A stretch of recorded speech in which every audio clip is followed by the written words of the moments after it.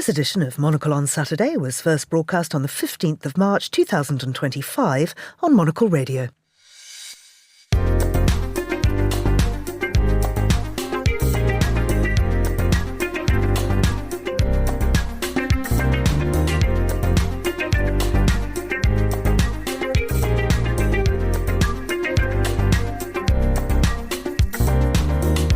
Hello, I'm Georgina Godwin, broadcasting to you live from Midori House in London. This is Monocle on Saturday. On today's programme, we'll have a look through the week's news and culture with the historian, broadcaster and screenwriter Alex von Tunzelmann. We'll hear from Monocle's Balkans correspondent Guy de Launey on the ground in Belgrade, where 100,000 people are expected to protest in the city following last November's disaster at Novi Sad railway station. Then, One Bar Flag, it really started as this fleeting thought that we had and ultimately grew into a much more bolder idea. We want this project to ultimately make an impact and inspire unity because we really believe that this is something that the world desperately needs right now. We'll hear from two New York-based designers about their new multidisciplinary art project, premiering this weekend at Paradiso Fest in Mexico. That's all ahead here on Monocle on Saturday with me, Georgina Godwin. First though, here's the news.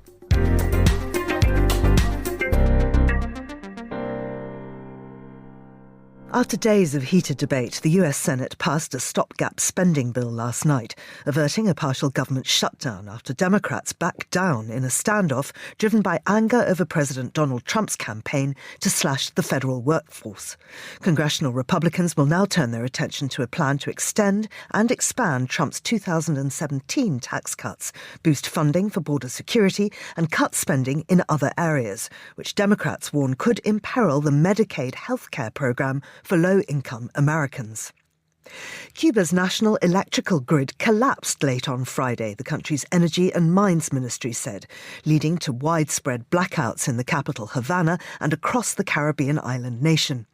Hours-long rolling blackouts have been the norm for months. Severe shortages of food, medicine and water have made life increasingly unbearable for many Cubans who, in recent years, have fled the island in record-breaking numbers. US Secretary of State Marco Rubio on Friday declared Ibrahim Rasool, South Africa's top diplomat in the US, a race-baiting politician who hates America and President Donald Trump. South Africa's ambassador to the United States is no longer welcome in our great country, Rubio said in a post on social media platform X. We have nothing to discuss with him, and so he is considered persona non grata. And Swiss doctors are expanding the range of prescriptions for patients with mental health conditions and chronic illnesses to include strolls in public gardens, art galleries and museums. 500 prescriptions will be handed out for free visits to 4 sites, including 3 museums and a botanical garden. And that's your Monocle Radio News. Hello and welcome to Monocle on Saturday. I'm Georgina Godwin, very pleased to be back in this seat, particularly as I'm alongside Alex von Tunzelmann, the historian, broadcaster and screenwriter. Good morning to you, Alex. Good morning, Georgina. Now, you have just been away on a fabulous trip to Morocco. Yes, I run writers' retreats there with Silk Road Slippers, and we had a wonderful 2 consecutive masterclasses, the first one with Esther Freud and the second with Alan Hollinghurst. Now, Sir Alan Hollinghurst, of course. Yes. And so what happens? What's the setup at that sort of thing? Well, these are super intensive, actually. I shouldn't really call them retreats because it's really more like boot camp, to be perfectly honest. So our participants come along. We have a very small group. It's very intimate. And the idea is really to transform your writing. So we have people of all levels, from complete beginners up to genuinely this time one participant who's already a very major bestseller but just wanted a refresh. So I love bringing together people of different genres, all different skill levels. And it's funny how actually everyone it's very equalising because we make everyone do exercises very fast and have a lot of live feedback. And it's super intense. And by the end of it, everyone's absolutely exhausted, but hopefully going home with wonderful new creativity. That's great. And of course, there must be a big social element to it too. Absolutely. Work hard, play hard, I would say. And you definitely need some time off to do that. So yes, big dinners are a part of it and a social element, absolutely. Because, One of the important things I think about writing is also spending some time not writing. You need not just to be looking at a page, but letting those ideas kind of percolate in the back of your head while you do other things. Absolutely. Well, I've just been on a similar thing, although not actually doing the writing, but talking to the writers, but certainly very social too. So nearly 2 months away it's been. And of course, I've been sending back these monologues to this programme every week, telling people what I'm up to. So regular listeners will know, but it was the most extraordinary trip, beginning at a literary festival in Calcutta, then in Jaipur, which bills itself as the grandest literary festival in the world. And indeed, there were thousands and thousands of people there. We went on to Galle in Sri Lanka, had an event in Colombo, the capital there, then off to Singapore for a book club event, and then to Bali, to Sanur in one side of the island, and then Ubud on the other. And at those I was giving masterclasses too, actually, about podcasting, about the art of the interview, about voice production, and I'd forgotten how much I love teaching. Actually, it was really fun. And then we went to Adelaide for Adelaide Writers' Week, which was just fabulous too. So lots and lots of writers and writers having fun, because of course that is the thing. It's such a solitary occupation, and when you get loads of people at a festival, what happens? Well, it's instant party. It is, and I think that community is so important, because you're right, it is often missing from writerly lives. And when you get together and suddenly realise, oh, there's other people doing the same thing as me, that's terribly exciting. Yeah. Now, one thing both of you and I were able to do to varying degrees of success was avoid the news while we were away. Yes. Because this last 2 months, of course, have just been head-spinningly hectic since Trump took over. And the big news last night was, of course, the US government shutdown, which they narrowly avoided. You've been reading about this and having a look at CNN in particular, who's asking if it's the end of the road for Chuck Schumer. Yes, I mean, this is actually a really quite interesting big deal. It was hugely controversial that Schumer voted to effectively to avoid a government shutdown. And he made a case that he said he thought that would be worse for the American people than whatever Trump is going to do. But that was hugely controversial. And, he's obviously sort of the Senate minority leader. But in the House, the Congress, people were absolutely furious about it because Democrats there had held the line. They felt very betrayed by it. So there's a massive infight now going on in the Democratic Party, and even quite centrist Democrats, according to this CNN piece, are now asking Congresswoman Alexandria Ocasio-Cortez to primary Chuck Schumer, to challenge him for his Senate seat. And that's very surprising, because she's generally perceived as being quite on the left of the party. She is an excellent communicator and one of a much younger generation of politicians coming into the Democratic Party. But for centrists to call for her to challenge the Senate Minority Leader is a huge deal. Absolutely. Which brings us really to the question of American politics, obviously so completely divisive at the moment. And I just wonder where the interests of the people lie, in that they're point scoring, the two parties are point scoring off each other. The people that seem to be losing out are the citizens. Absolutely. And I mean, I think this sort of Washington game playing is actually very dated now, because it seems a lot of citizens, especially people who laid off federal workers and people who are really feeling the bite already of these Trump policies, just want politicians to get real, actually, and to focus on the fact that there is, for some people, a real crisis now happening. And I think this sort of, play nicely, exchange the cards, but we all go for a drink together afterwards, Washington politics is deeply off-putting for a lot of people at a time like this. Yeah, absolutely. When I was in the States recently, travelling around the South in particular, I met so many really lovely people who were Trump voters. And it appeared to me that they were voting for him because they believed what they had been told, and largely they've been lied to. But it wasn't because they were stupid or bad. They just believed what they'd been told. Absolutely. And I think, when you've got an American media environment which has been very used to a sort of very civilized form of politics for a long time, and sort of, again, is kind of being very both sidesy about everything. And an American political environment that is also very used to that. Certainly at least on the Democratic side. I mean, the Republicans, could have been said to have been playing pretty dirty for quite a long time, actually. But the Democrats have been very much, trying to, when they go low, we go high, trying to do this very civilized form of politics. Is that right for this moment, is the question. And I think increasing numbers of ordinary people are thinking, no, it is not. Absolutely. Well, talking about being stupid, or not, as the case may be, the FT has a piece about how humans may be genuinely getting stupider. Yes, I found this piece absolutely fascinating. Now, I'm somebody who's quite sceptical generally when people say, oh, smartphones are making us dumber, the internet's making us stupider. Because, as a historian and someone with a very long view on these things, I can tell you that, misleading, inadequate media has been this sort of thing comes up again and again. When newspapers started, people said this. When the novels started, everyone said that's going to make people more stupid and they wouldn't let people read them. And now we regard reading novels actually as something that improves your intellect. So I think you can exaggerate these effects. But what I was really interested in, this is a piece by John Byrne-Murdoch, who's a really fantastic data journalist at the FT. And he's actually looked at some of the crunchier facts in this.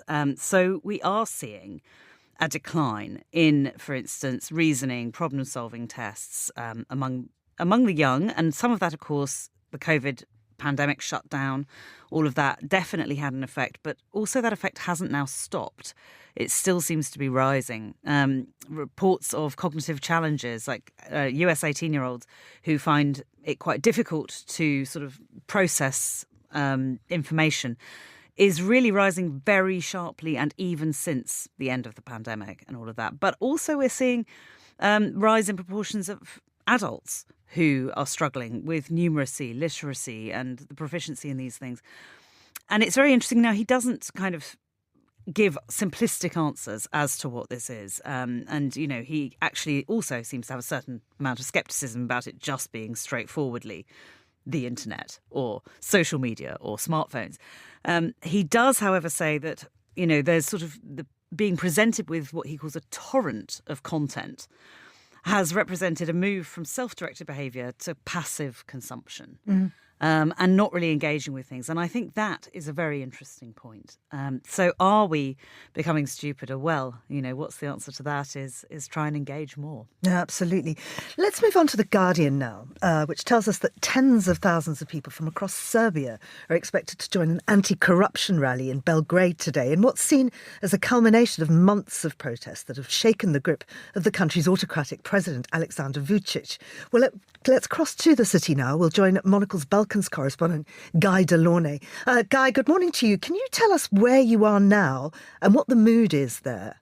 So right now, Georgina, I'm in front of the National Assembly building, just across from the park in front of the Presidency building. And you can hear a lot of hooting and whistling, I'm sure, in the background. And this is people who are turning up for the protest, which is actually not going to be held in terms of the main protest until about 5 o'clock this afternoon, Belgrade time, in front of the National Assembly. We've got lots of people turning up already. There's a busload of police just disembarking in front of me because there are also counter-protesters in that park that I mentioned. And people are concerned that the counter-protesters may try to instigate something that is a little unsavoury. President Vučić has been talking about his concerns that there might be violence, but the people in the park, they're supporters of Mr. Vučić, and the big concern everybody's got is that while we've had a lot of peaceful protests so far, the pressure that the president is under may lead to some of his supporters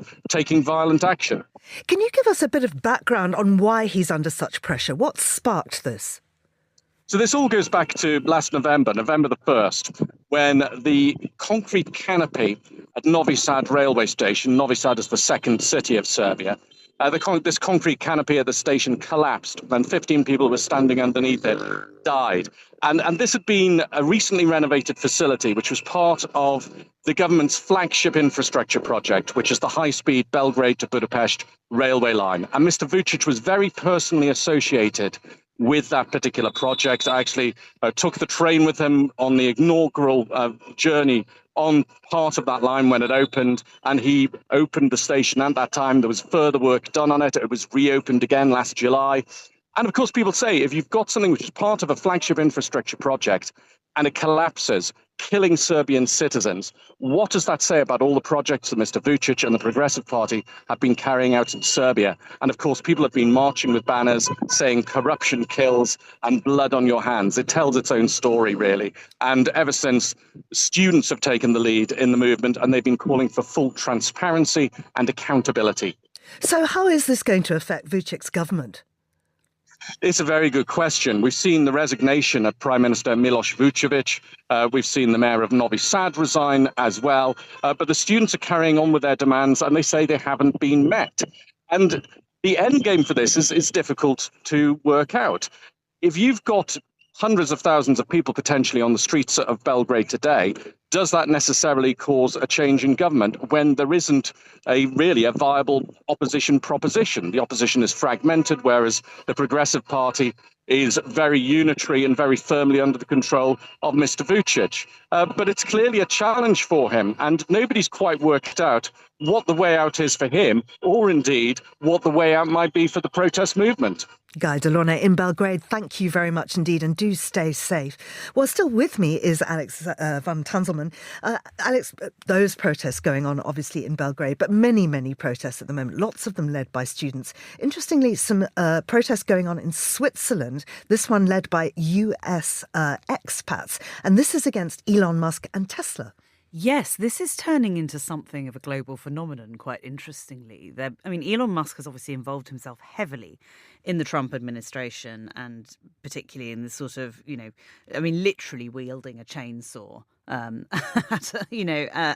sort of also figuratively doing so. And in doing so, he's making himself extremely unpopular. We've seen the value of Tesla fall very substantially, actually, since the Trump administration began.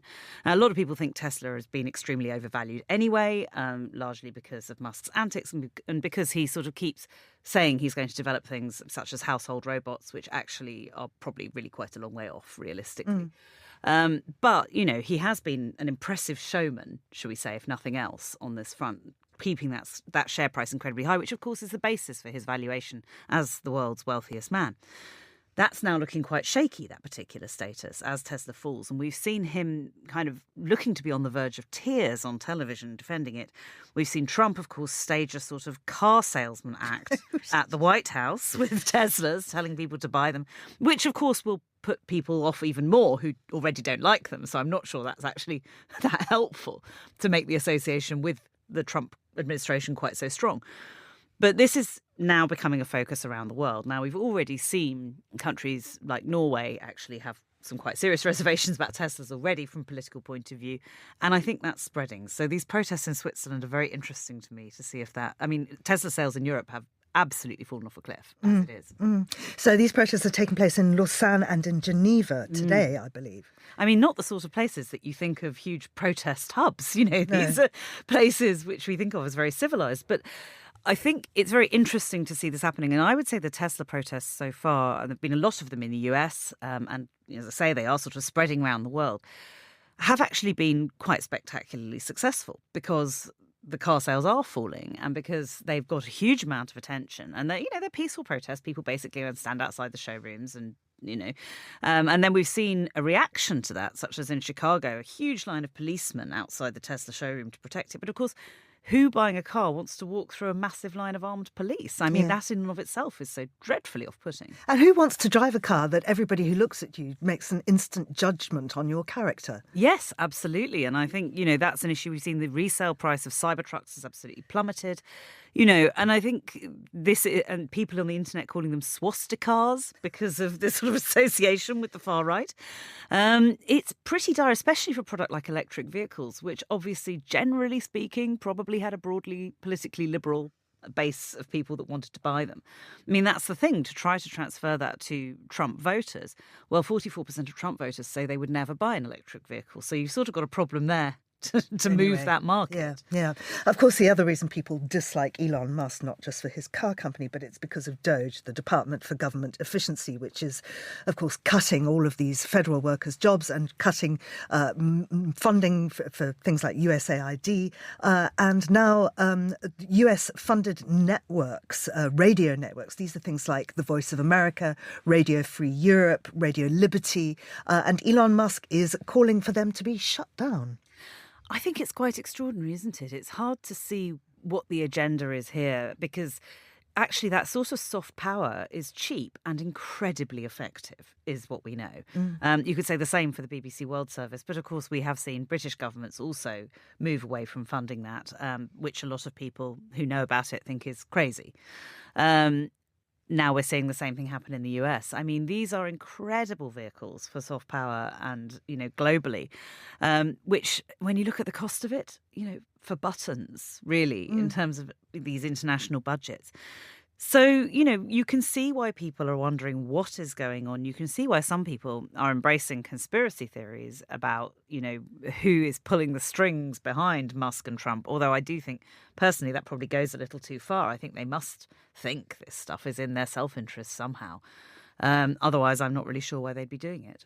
I mean, it is extraordinary. I used to work for a Zimbabwean radio station abroad here in London, broadcasting back into Zimbabwe. And for that period of time, before the internet was widely available, it really was the only source of unbiased information for people within the country. And without that, I just don't know what would have happened. The opposition still lost the election, but it was massively rigged. And the point was that the people at least were in a position to have an informed vote.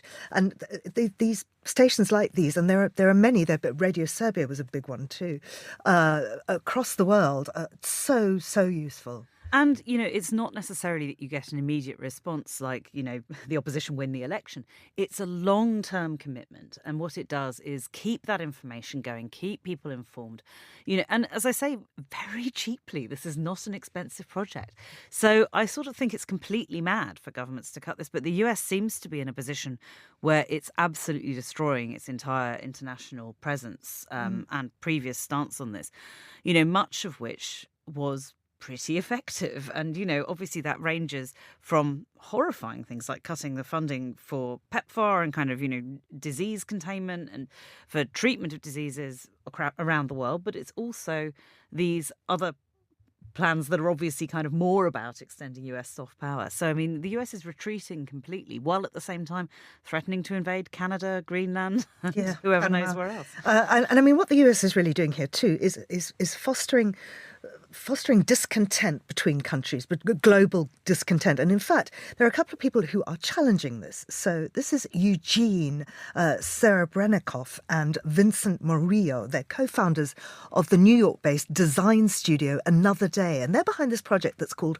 One World Flag. It challenges global division by promoting unity through art, blending installation, film and exhibition. The initiative reimagines flags as symbols of connection. Each flag is meticulously handcrafted with embroidery patchwork designs, and they'll travel globally, debuting at Paradiso Fest in Mexico this weekend before reaching New York on Earth Day.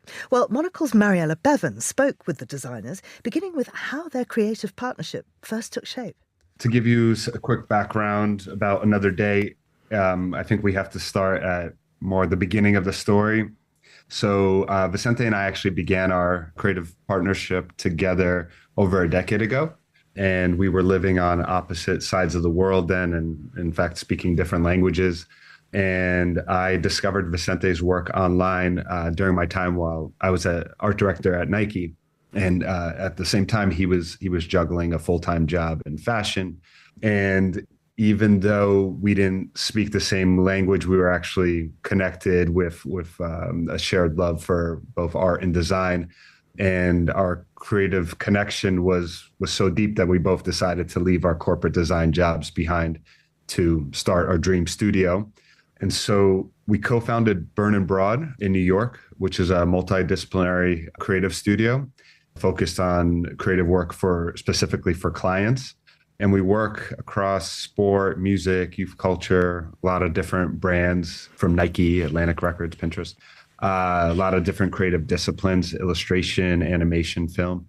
Yes. And then 2 years ago, we decided to co-found Another Day Studio, which is a space 100% dedicated to artistic self-expression. So that means no clients, no rules, just art with intention to really balance art and design. So in order to explain actually better the link between both studios, we always like to refer Room and Broad and Another Day as the house and the playground.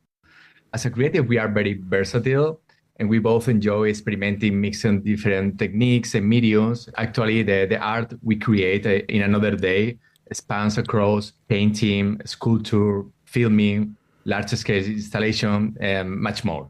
That's beautiful, yeah. And I want to get onto the different mediums that you're using in a moment. But can you just describe One World Flag as a project, first of all? So One World Flag reimagines traditional meaning of flags, not as symbols of division, but as shared universal emblems that symbolize unity and interconnection. And this project in particular comes to life as an art installation, a short film, and an exhibition. And the film's message is all about interconnection. And so is our creative process. It follows the same theme with all our different artistic mediums, both physical and digital, that we use. And what I mean by that is that the physical art flag installation that we installed on the beaches of Portugal were integrated into our short film. And those same flags, we used the illustrations that we used on the physical flag designs, we used them as animation storytellers in our film. And then finally, everything would come together at the exhibition to tell this cohesive narrative, but keeping this underlying message of unity throughout. And the flags themselves are beautifully handcrafted. I wondered why it was important to you to incorporate artisanal craftsmanship into this project. So One World Flag not only breaks the paradox of traditional flags. While they unite a group, automatically they separate from the rest, but also challenge the conventional rules of flag design by playing with organic shapes inspired by nature and pop culture versus traditional geometric shapes.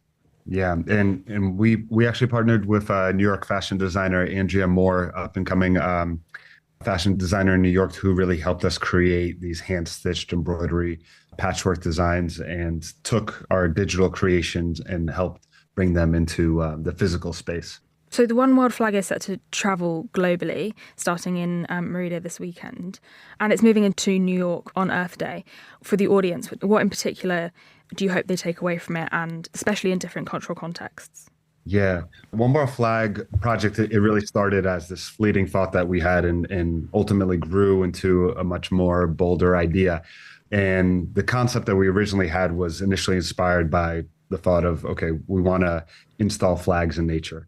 But this concept, it continued to grow, it continued to evolve, and it became this larger vision that was shaped by the reality of these times that we're all living in, the challenging times that we're all currently living in. So in terms of what we hope happens with this project is we want this project to ultimately make an impact and inspire unity, because we really believe that this is something that the world desperately needs right now. We see this project as a reminder. We really feel that the world needs this message now more than ever. And we hope that One World Flag will automatically inspire people to take action and do something positive. And finally, I just wanted to know, where do you see One World Flag going after New York, and more broadly, what's next for Burn and Broad and Another Day? So our plan is to bring this project back to New York for an exhibition during the Earth Day on April 22nd, and ideally tour the One World Flag globally. But we also want to continue exploring new ways to expand this project in different directions and keeping spreading this message of unity and interconnection. The project doesn't stop here, right? This is Exactly. kind of like the beginning of this project, and we hope to continue it in many forms. Yeah, we want to really find opportunities to showcase this project in different countries as well. It's part of the concept. It's part of the global vision of this project. We really feel connected with the concept, with the message behind, and we really hope that this spark a light, in the dark. That was Monocle's Mariella Bevan in conversation with the co-founders of New York-based creative design studio Burn and Broad. Still with me is Alex von Tunzelmann. Alex, times are tough, though, for creatives. So across the sector, everybody's scrambling for funds, including, of course, one of the biggest, certainly the most famous museums in the world, the Louvre. Yes, there's a fantastic profile today in Le Monde International of Laurence Descartes, who is the director of the Louvre, saving it at whatever cost, they've headlined it. So, I mean, it's sort of extraordinary when you read it. I mean, obviously the Louvre is so fabulous and huge, but I mean, that means its costs absolutely enormous. It needs 800 million euros. And that's because, you know, there's mould in the Egyptian quarters, the roof is leaking, the lifts have stopped working, all of this. I mean, maintaining a building of that size is no mean feat, and such an extraordinary collection. And so the controversy that seems to have arisen around this really is this all a bit tacky, you know, because the French government wasn't particularly keen to prop up that enormous cost. I mean, of course, governments around the world are facing tough times and tough decisions. And museums don't tend to be the highest priority, sadly, when those funding decisions are made. So she has been holding these. It begins with sort of this very fancy dinner at the Louvre with David and Victoria Beckham and all of these kind of international celebrities and wonderful, you know, chefs, Alain Ducasse cooking the food and, you know, harpists and so forth. But I think this is the sort of creative challenge that actually funders are having to do for museums now. Now, obviously, for years, we've seen the Met Gala in New York be this huge event. And the Louvre is now thinking it must start doing things like this too. And, you know, I think for those people who sort of feel slightly horrified by a museum, you know, debasing itself with celebrities and fashion and this sort of thing, well, you know, what's the alternative? Absolutely. You've got to find a way to make that money. And as you say, government's really pulling back from funding in that area these days. Unfortunately so. I mean, you know, and you can sort of understand it when they're having to fund things like healthcare, which obviously are higher priority for most voters. But at the same time, you know, if we let these wonderful places like the Louvre completely wither on the vine, then we have a deeper cultural problem. Yeah. Well, let's talk a little bit about alternative healthcare, because saunas are a way, particularly a sauna followed by a plunge in a cold pool, are apparently an excellent way to sort out your mental health. Absolutely. And actually, there's even evidence. Now, I didn't believe this because I heard it. And so I actually went and looked up the medical facts on it, that regular sauna use is actually linked with a reduction in rates of dementia. Really? Yes, it is. Quite a significant one, actually. And that's even controlling for other factors in Finland, where obviously everybody uses them all the time. So actually, I think saunas are extraordinarily good for you. And there's a very fun piece in The Guardian today by a woman who moved from Arizona to the sauna capital of the US, which is Minnesota, in case you're wondering. Yes. Well, I think Minnesota had a lot in the 18th century of immigrants from Scandinavia. So that culture was imported at that time and has actually survived. And she is talking in The Guardian about how she has learnt to love even the cold plunge. That's when you know you're a real addict, is when you love that bit as much as you love the heat. And you love saunas. I do. I'm a big believer in them. And I think, you know, for me, it's been a sort of, you know, I think it probably does at some level, perhaps there's a genetic throwback to my own Eastern European Baltic heritage. But I think also, I just do think they're fabulous today, and I'm really happy to see them springing up around the country in the UK. I went to a wonderful one on Brighton Beach recently, where they've got these sort of horse boxes on the beach, and you can run down and plunge yourself in the sea if you're feeling brave at the end. And they're all over London, and I think all over the country, actually, they're sort of springing up. So I'm hoping this is the case, although a German friend of mine did say, you know, it's completely disgusting, though, that you're all wearing these plastic swimsuits. You're doing it all wrong. So, of course... Well, that's the big question, naked or not? Well, I actually quite go with the Germans and Russians and don't really think you should be wearing clothes in them, quite honestly. But I think Britain hasn't quite got there yet. I don't think Minnesota's quite got there yet either. I think everybody's still in their swimsuits. But you sit on a towel, right? If you oh, God, definitely. No, I mean, hygiene is essential. I think we'll terminate this discussion. A little bit mucky for me. Alex, thank you so much for being with me. That's all for Monocle on Saturday. Thanks to our producer and studio engineer, Mariella Bevan, who also gave us that lovely report on the Flag project. Of course, thanks to Alex von Tunzelmann once again, and to Guy de Launey. Monocle on Saturday will return next weekend. I'm Georgina Godwin. Thanks for listening.